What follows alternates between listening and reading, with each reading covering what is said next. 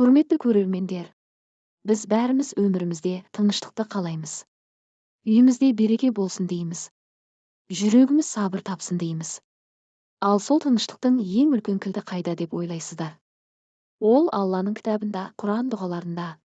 Бұл дұғалар жай сөз емес, Раббымыздың сөзі.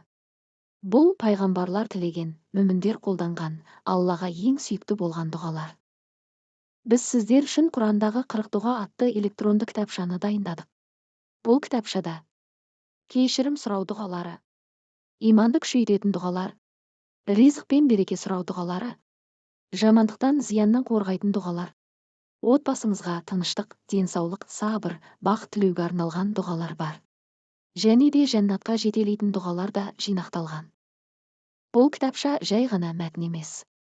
Ол сіздің күнделікті серігіңізге айналатын рухани қазына. Оны намаздан кейін де, басқа уақытта дұға жасағанда да қолдана аласыз.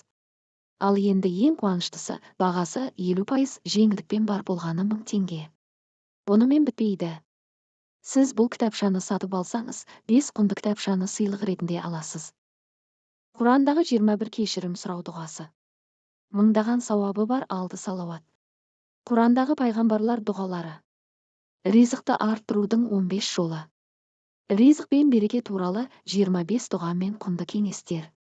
Кітапшаларды алу үшін экранда көрсетілген нөмірге жазыңыз.